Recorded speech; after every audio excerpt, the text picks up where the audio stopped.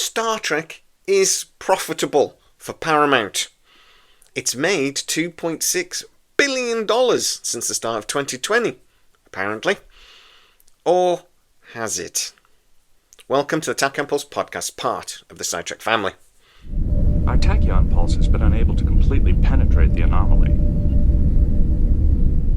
So first of all, I'm going to thank Red Shirts Always Die website. They wrote this article based on the Wrap and their theory that Star Trek has actually made $2.6 billion for streaming providers. Now, in the image that I'll keep flashing up probably throughout this, you will see their figures in the graph that they put together that shows how much money Star Trek has actually made for the start of 2020. You'll see that there is Paramount Plus there, obviously, Amazon, Netflix, and Hulu. Now, Star Trek has appeared on all of these platforms in different territories around the world. And according to the Wrap, actually Netflix is the streaming provider that's earned the most, even though Paramount Plus has been the home of Star Trek for the last few years. Now, I have to break this down a little bit, but first of all, I'm going to explain how they came up with this figure of $2.6 billion, because it's not actually sort of like an amount of money that Paramount will have earned directly. Some of it is, some of it isn't. It is how much they estimate the franchise is worth to the streaming providers that have it on their platforms. So, let me explain. Obviously, Netflix doesn't, or didn't used to, have trailers. It's a subscription fee.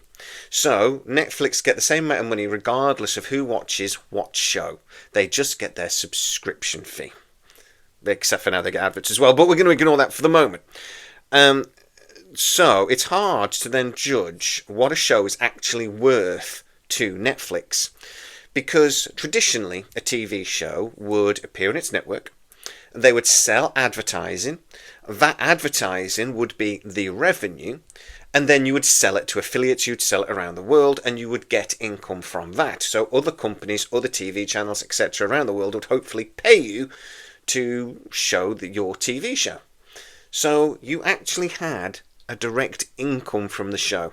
So you could tell very easily if that show was profitable because, you got checks. Now, it doesn't work like that anymore. But what the Wrap have done and what basically streaming providers do is they look at minutes. How many minutes is this TV show watched for? They also look at the sort of demographics as well. How many times is a show rewatched and things?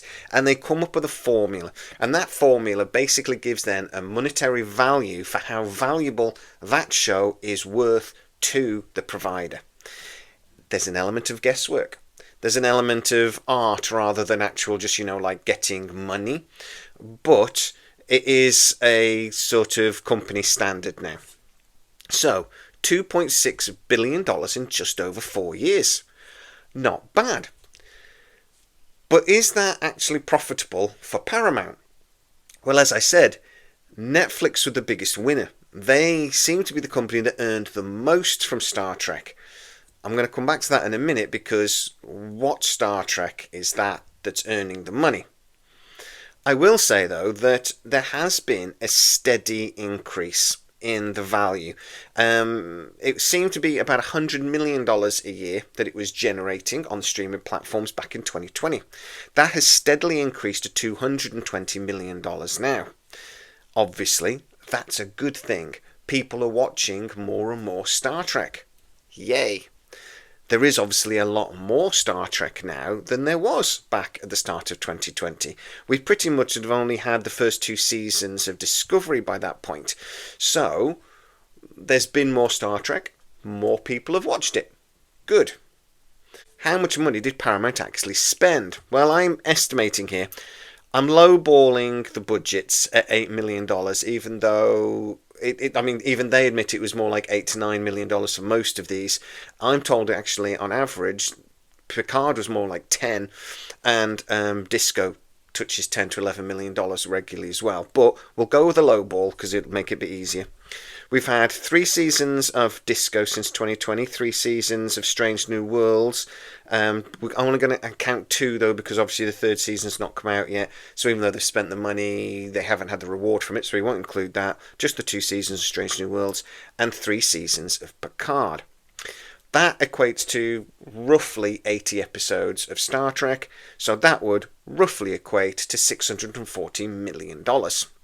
Now, when you've generated $2.6 billion, that's a good return. The problem is Paramount won't have generated $2.6 billion. Star Trek will have done as a whole. But when you're letting other people see your show, and it's on Netflix and Amazon and Hulu, those streaming providers just give you a fee. It doesn't actually matter how many times people watch it. So Paramount won't have actually got all of this money. Netflix, Hulu, and Amazon would have done. Now, in this case, actually, Netflix and Amazon would have invested some of this money into Star Trek. So they would have got some of that money back, as it were. But there's actually no way of knowing exactly how much money Paramount has earned from Star Trek when it is shown on other platforms. They can estimate how much it's worth to them. As you can see, though, from the graph I keep showing, Paramount is actually the least performing on this. The money that it seems to be worth to them doesn't really cover the cost. So all of a sudden, you could argue that actually Star Trek is not really making any money at all.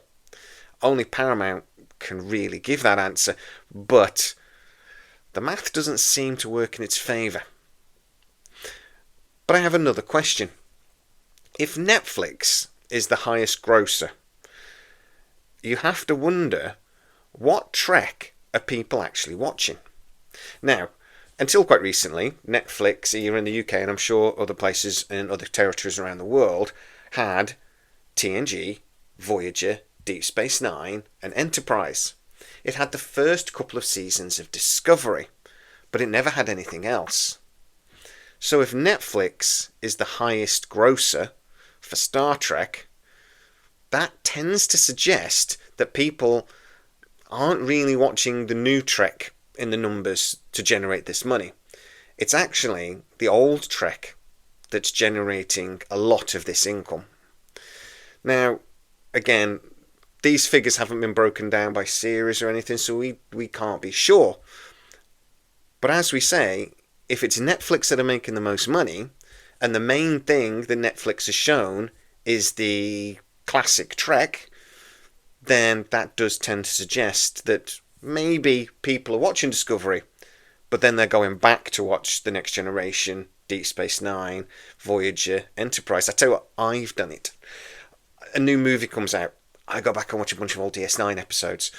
A new TV, Strange New Worlds comes out, I'll sit and watch it, but then I will go back and watch a load of Next Generation episodes. I'll go and watch the best of both worlds and things like that. I don't necessarily rewatch New Trek, but that's just me. Guys, you get into the comments and tell me what you do. I'm looking at this, and I am just wondering if this $2.6 billion, for one, is as valuable to Paramount as you would think. I don't think it is. But for two, what Trek is actually being watched. Now, in theory, I suppose Paramount might say, look, we will pay for new Trek if it still means people go back and watch the Braga Trek, because we're still making money. Either way.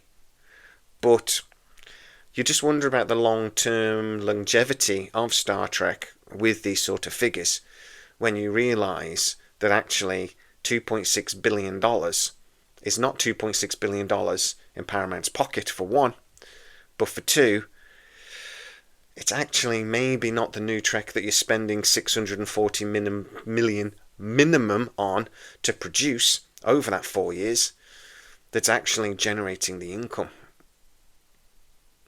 Guys, get into the comments and tell me what you think, because this is not straightforward.